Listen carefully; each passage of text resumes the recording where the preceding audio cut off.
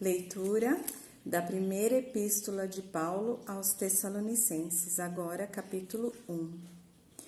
Paulo, Silas e Timóteo, à igreja de Tessalônica, a vocês que pertencem a Deus o Pai e ao Senhor Jesus Cristo. Que a graça e a paz de Deus nosso Pai e de Jesus Cristo nosso Senhor estejam com vocês.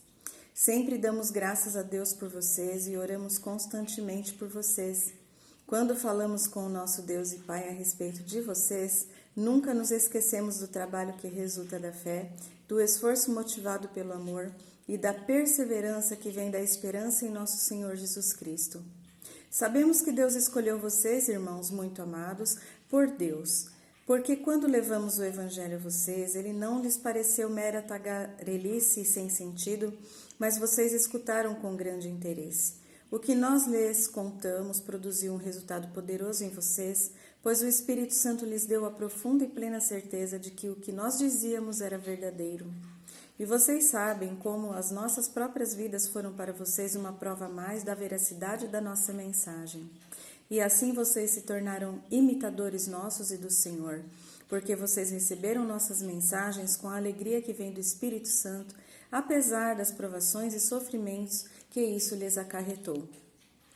Desta forma, vocês mesmos se tornaram um exemplo para todos os outros cristãos da Macedônia e da Acaia, e agora a palavra do Senhor se espalhou de vocês aos outros por toda parte, e não somente aos fiéis da Macedônia e da Acaia, pois por toda parte que vamos encontrando gente que nos fala da fé que vocês têm em Deus. Não necessitamos contar a eles sobre nossa fé, porque eles é que estão sempre nos falando da excelente acolhida que vocês nos deram e como se voltaram dos seus ídolos para Deus, de tal maneira que agora só o Deus vivo e verdadeiro é o Senhor de vocês. E contam como vocês estão aguardando o seu Filho voltar do céu, Jesus, aquele que Deus ressuscitou dos mortos e que é o único que nos pode salvar da ira que está para vir. Capítulo 2. Vocês mesmos sabem, irmãos, quão valiosa foi aquela visita que lhes fizemos. Sabem como foram maltratados e insultados em Filipos pouco antes de chegarmos aí e quanto sofremos lá. Entretanto, Deus nos deu coragem para repetir com toda a intrepidez a mensagem a vocês em meio a muita luta. Assim vocês perceberam que nós não estávamos pregando com quaisquer motivos falsos ou maus propósitos em mente, não tínhamos intenção de enganá-los. Porque nós falamos como mensageiros de Deus, credenciados por Ele para anunciar a verdade. Não mudamos nenhuma vírgula da sua mensagem para acomodá-la ao gosto daqueles que a ouvem, porque servimos exclusivamente a Deus, aquele que sonda os pensamentos mais profundos dos nossos corações. Nunca procuramos em nenhuma ocasião ganhá-los com bajulação, como vocês sabem muito bem. E Deus também é testemunha que nós não estávamos fingindo ser amigos de vocês somente por ganância. Quanto ao reconhecimento humano, nunca o pedimos, nem de vocês nem de outros, embora como apóstolos de Cristo tivéssemos certamente direito a alguma honra da parte de vocês. No entanto, entre vocês, éramos tão amáveis como uma mãe que alimenta e cuida dos próprios filhos. Nós amamos vocês afetuosamente, tão afetuosamente que lhes demos não só a mensagem de Deus, mas também nossas próprias vidas. Vocês não se recordam, irmãos, como trabalhamos tão arduamente no meio de vocês? Noite e dia nos fatigamos e suamos a fim de ganhar o suficiente para viver, de maneira que as nossas despesas não fossem uma carga para ninguém enquanto pregávamos o Evangelho de Deus entre vocês. Vocês próprios são nossas testemunhas, como Deus também é, de que temos sido puros, sinceros e irrepreensíveis perante cada um de vocês. Pois vocês sabem que tratamos cada um de vocês como um pai trata seus próprios filhos, exortando e incentivando para que vivam de maneira digna diante de Deus, que chamou vocês para terem parte no seu reino e na sua glória. E nós nunca deixaremos de agradecer a Deus o fato de que, quando lhes anunciamos a mensagem, vocês não pensaram que as palavras que lhes falávamos eram apenas palavras nossas, mas aceitaram o que dizíamos como a própria palavra de Deus, que foi eficaz na vida de vocês quando creram nela. E então, irmãos, vocês sofreram o mesmo que as igrejas de Deus na Judeia, com o povo dali que pertence a Cristo Jesus. Vocês sofreram perseguição dos seus próprios patrícios, tal como eles sofreram do seu próprio povo, os judeus. Eles, depois de matarem os seus próprios profetas, levaram à morte o Senhor Jesus, e agora eles também nos têm perseguido. Eles estão contra Deus e contra os homens, procurando impedir-nos de pregar aos gentios, com receio de que alguns sejam salvos, e assim os pecados deles continuam aumentando, mas a ira de Deus finalmente os alcançou. Irmãos, depois que nós os deixamos e tínhamos estado longe de vocês por um breve tempo, embora nosso coração nunca os tivesse deixado, procuramos de todas as maneiras voltar para vê-los pessoalmente mais uma vez, pela saudade que temos de vocês. Queríamos muitíssimo ir visitá-los e eu, Paulo, tentei não apenas uma vez, porém Satanás nos deteve. Pois qual é o objetivo da nossa vida que nos traz esperança e alegria e é a nossa esplêndida recompensa e coroa? São vocês. Sim, vocês nos dão muita alegria ao nos apresentarmos juntos diante de nosso Senhor Jesus Cristo quando Ele voltar, porque vocês são a nossa glória e a nossa alegria. Capítulo 3. Finalmente, quando não pude mais aguentar, decidimos ficar sozinhos em Atenas e mandar Timóteo, nosso irmão e companheiro de trabalho, ministro de Deus, a fim de visitá-los para lhes fortalecer a fé e animá-los, para que vocês não ficassem abalados com todas as aflições que estavam sofrendo. Vocês sabem naturalmente que tais aflições fazem parte do plano de Deus para nós, os santos. Mesmo quando ainda estávamos com vocês, nós os advertimos antecipadamente de que logo viria o sofrimento que de fato ocorreu. E como eu estava dizendo, quando não pude mais suportar a saudade, enviei Timóteo para que verificasse se vocês ainda estavam fortes na fé. Eu tinha receio de que o tentador tivesse seduzido vocês e todo o nosso trabalho tivesse sido inútil. E agora Timóteo acaba de regressar, trazendo notícias boas de que vocês estão mais fortes do que nunca na fé e no amor, e que se lembram da nossa visita com alegria e querem ver-nos tanto quanto nós desejamos vê-los. Assim, queridos irmãos, nós nos sentimos grandemente confortados em todas as nossas esmagadoras aflições e no sofrimento aqui e agora, que sabemos que vocês permanecem firmes na fé ao Senhor. Podemos aguentar qualquer coisa enquanto soubermos que vocês permanecem firmes no Senhor. Como poderemos ser suficientemente gratos a Deus por vocês e por toda a alegria e satisfação que vocês têm nos dado? Porque noite e dia nós oramos continuamente por vocês, rogando a Deus que nos permita vê-los novamente, a fim de suprir o que porventura falte à sua fé. Que o próprio Deus, nosso Pai e nosso Senhor Jesus, outra vez nos mandem de volta a vocês. E que o Senhor faça o amor de vocês crescer e transbordar uns para com os outros e para com todo o mundo, a exemplo do nosso amor por vocês. O resultado disso é que Deus, nosso Pai, tornará forte, santo e sem pecado o coração de vocês, a fim de que possam comparecer sem culpa diante dele naquele dia, quando nosso Senhor Jesus Cristo voltar com todos quantos lhe pertencem.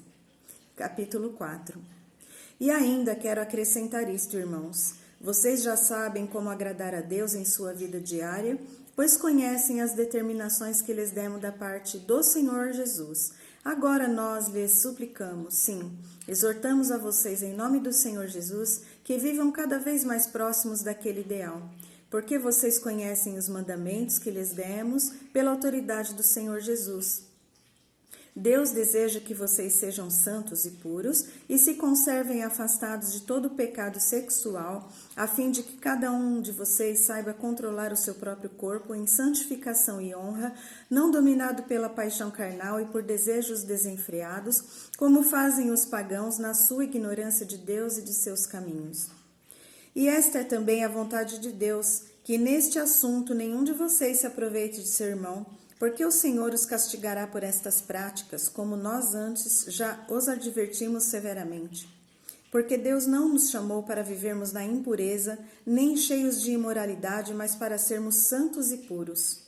Se alguém se recusar a viver de acordo com estes mandamentos, não estará desobedecendo às leis dos homens, mas de Deus, que dá o seu Santo Espírito a vocês. Mas quanto ao amor fraternal puro que deve existir entre o povo de Deus, eu não preciso falar muito, porque o próprio Deus está ensinando vocês a se amarem uns aos outros. Na verdade, já é forte o amor que vocês têm por todos os irmãos em Cristo em toda a Macedônia.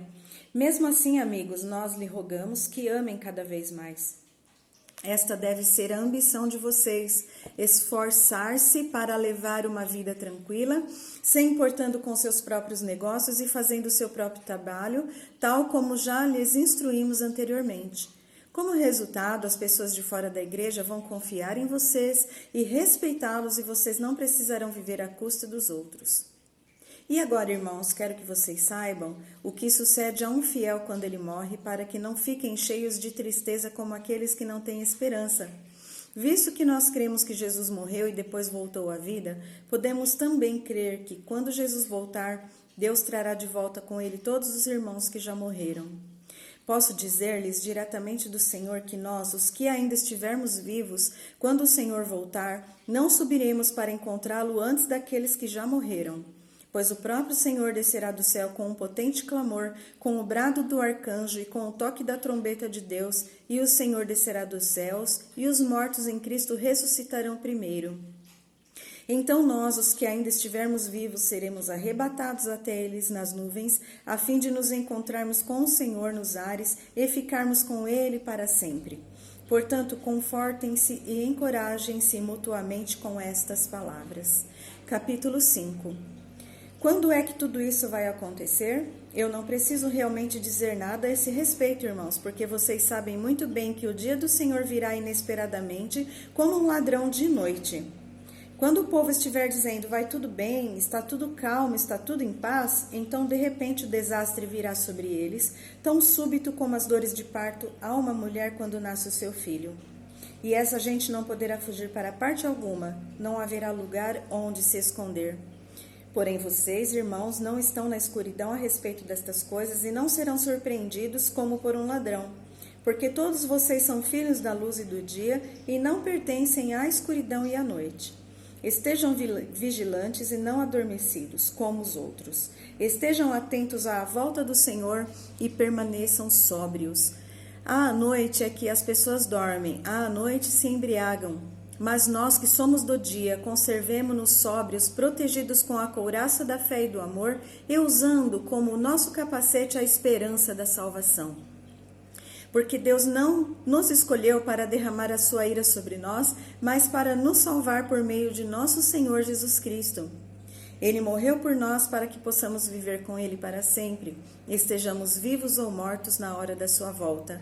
Portanto, animem-se uns aos outros e edifiquem-se uns aos outros, tal como já estão fazendo. Agora pedimos a vocês, irmãos, honrem aqueles que trabalham incansavelmente entre vocês, os que foram escolhidos pelo Senhor para guiá-los e aconselhá-los. Tenham grande consideração e respeito por eles, com amor por causa do trabalho deles. Vivam em paz uns com os outros. Irmãos, admoestem aqueles que são preguiçosos ou rebeldes, confortem aqueles que estão atemorizados, tenham um carinhoso cuidado por aqueles que são fracos e tenham paciência com todos. Cuidem que ninguém retribua mal por mal, mas procurem sempre fazer o bem uns aos outros e para todos. Estejam sempre alegres, permaneçam sempre em oração. Estejam sempre agradecidos, haja o que houver, porque esta é a vontade de Deus para com vocês que pertencem a Cristo Jesus. Não abafem o Espírito Santo. Não zombem daqueles que profetizam, mas ponham à prova tudo e fiquem com o que é bom. Afastem-se de toda espécie de mal, que o próprio Deus de paz faça vocês completamente puros e que o espírito, a alma e o corpo de vocês sejam conservados e irrepreensíveis até o dia quando nosso Senhor Jesus Cristo voltar. Aquele que os chama é fiel, tal como prometeu. Irmãos, orem por nós. Cumprimentem em meu nome todos os irmãos daí com um beijo santo. Ordeno-lhes em nome do Senhor que leiam esta carta a todos os irmãos e que a graça de nosso Senhor Jesus Cristo seja com cada um de vocês. Amém.